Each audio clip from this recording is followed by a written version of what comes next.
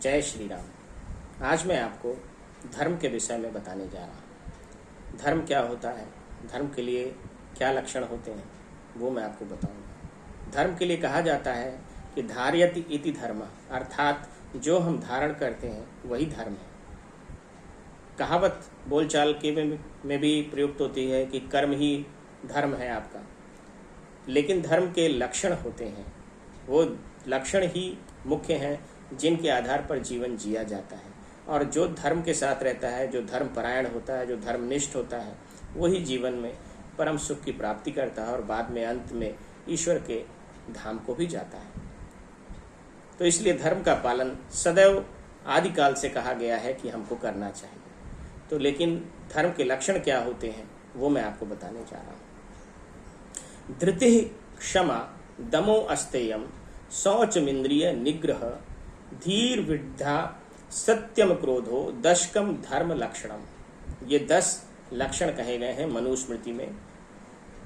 भारी दुख आ पड़ने पर भी बुद्धि के विचलित धर्म के 10 लक्षण न होने और धैर्य धारण करने का नाम ही धृति है।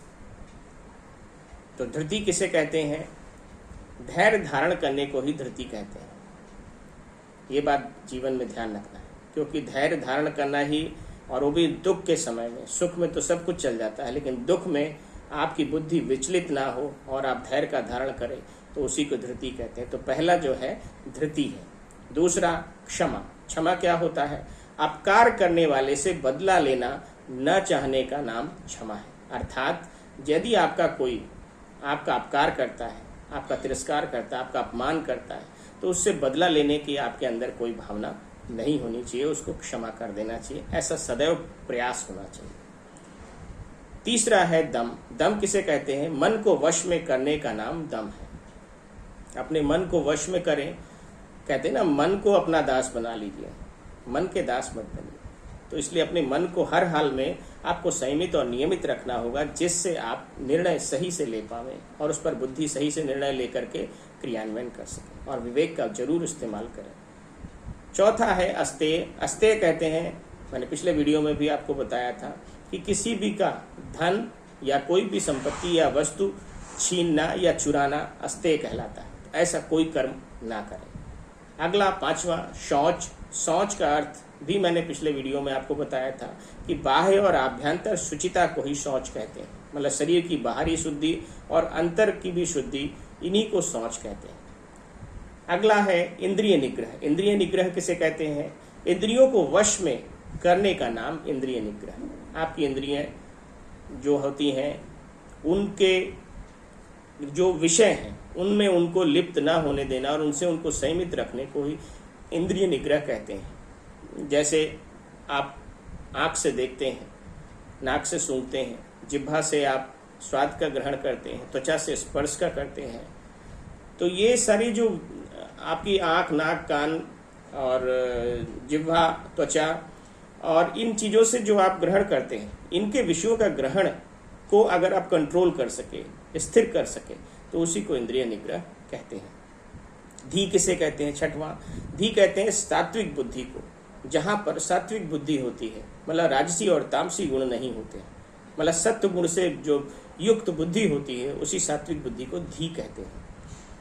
अगला है विद्या। विद्या किसे कहते हैं? जरूर जानिएगा। सत्य और असत्य पदार्थ के यथार्थ ज्ञान का नाम ही विद्या है। सत्य और असत्य पदार्थ के यथार्थ ज्ञान का नाम विद्या है।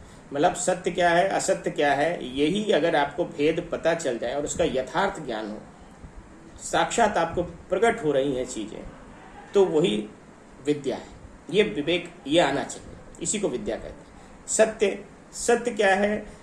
निष्कपट भाव से, निष्काम भाव से और जैसे का तैसा आपके मन का अनुभव है उसको कह देना, उसको प्रकट कर देना ही सत्य है।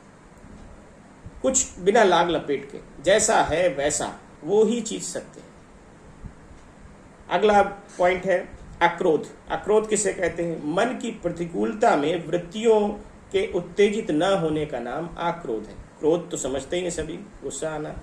लेकिन अक्रोध क्या है? जब आप अपने जो वेग है क्रोध के, उसको रोक सके, उसी को आक्रोध कहते हैं। तो मन की वृत्तियों के अनुरूप, आपके मन को अच्छा नहीं लगा तो आपको गुस्सा हो गया, क्रोध हो गया।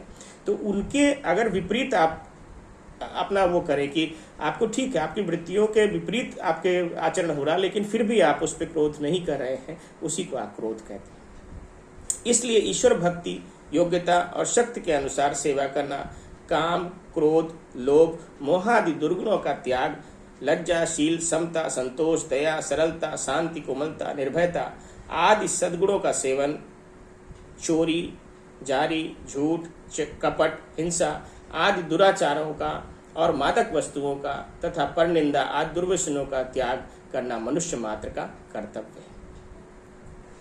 और स्त्रियों के लिए अलग से कहा गया है। शास्त्रों में मनुष्य मात्र के लिए आत्मा के उद्धार के प्रायः 3 उपाय बताए गए हैं: कर्म, उपासना और ज्ञान। ये पुरुषों के लिए है, लेकिन स्त्रियों के लिए एक अलग से है कि उनके लिए जो ज्ञान होता है, ज्ञान का मार्ग कठिन होने के कारण स्त्रियों के लिए सिर्फ कर्म और उपासना का ही मार्ग सरल और सुसाध्य है। अतएव स्त्रियों को निष्काम भाव से कर्म और उपासना अर्थात ईश्वर भक्ति करके ही शीघ्र आत्मा का उद्धार कर सकती है। भगवान ने गीता में कहा है कि अपने अपने कर्मों के द्वारा ईश्वर को पूजकर मनुष्य परम गति को प्राप्त होता है। क्या कहा है? यतः प्रवृत्ति भूतानाम येन सर्वमिदं ततं स्वकर्मणा तम भ्रच्य सिद्धिं विन्दति मानवा। हे अर्जुन, जिस प्रकार परमात्मा से सर्वभूतों की उत्पत्ति हुई है और जिससे यह सर्व जगत व्याप्त है, उस परमेश्वर को अपने स्वाभाविक कर्म द्वारा पूजकर मनुष्य परम सिद्धि को प्राप्त होता है। अतएव स्वार्थ का त्याग करके सभी स्त्रियों को उत्तम कर्मों का आचरण निष्काम भाव से करना चाहिए। निष्काम भाव से सदाचार का पालन करने से शीघ्र ही आत्मा का कल्याण हो सकता है।